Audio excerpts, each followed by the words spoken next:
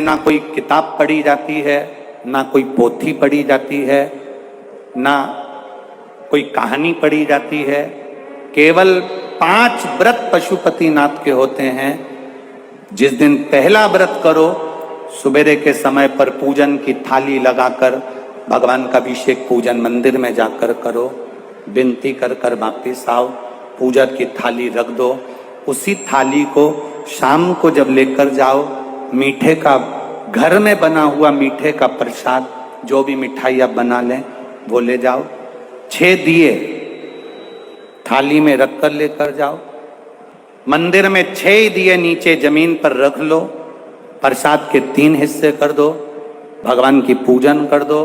पूजन कर कर 5 दिए प्रज्वलित कर दो मंदिर के अंदर।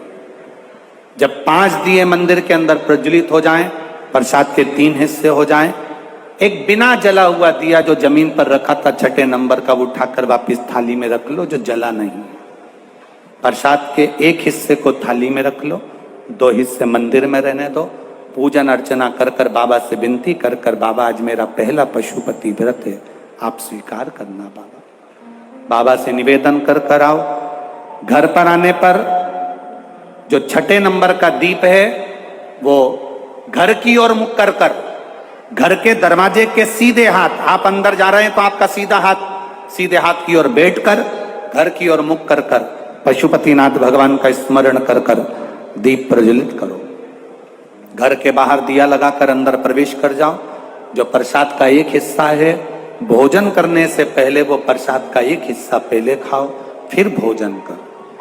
प्रसाद का जो हिस्सा है उसमें से किसी को नहीं देना है, वो प्रसाद का हिस्सा केवल आपको पाना। क्योंकि प्रसाद के हिस्से में से अगर हम किसी को देंगे तो फिर वो 4 या 5 हिस्से हो जाते हैं, तो उसका भाव खत्म हो जाता है। इसलिए उसको स्वयं पाए। 5 व्रत पूरे हों, बीच में कहीं जाना पड़ जाए, कोई व्रत पड़ जाए जिसको तुम करती आई हो और वो सोमवार के दिन पड़ गया, तो फिर पशुपति व्रत मत करो। पहले वाला व्रत कर लो जो करती हुई आई हो, इस व्रत को अगले सोमवार करो। रजस्वला धर्म बीच में आ गया, छोड़कर अगला व्रत कर लो। करना 5 ही व्रत। 5वां व्रत वापिस आए, भगवान की जैसी आराधना रोज करी हर सोमवार वैसी करो। एक श्रीफल लेकर जाओ, कुछ भेंट लेकर जाओ, बाबा के चरणों में समर्पित करो। 108 चावल का दाना या पत्ती या फूल की पत्ती या बेलपत्र आदि जो भी तुम बाबा को समर्पित करना चाहते हो वो चढ़ा दो। विनती करो, बाबा आज मेरा 5वां व्रत हो रहा है।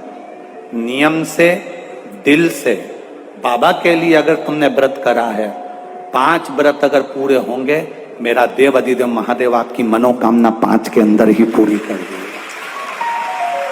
5 व्रत बाबा के करो। ये पशुपति व्रत बाबा केदारेश्वर के रूप में विराजमान हुए।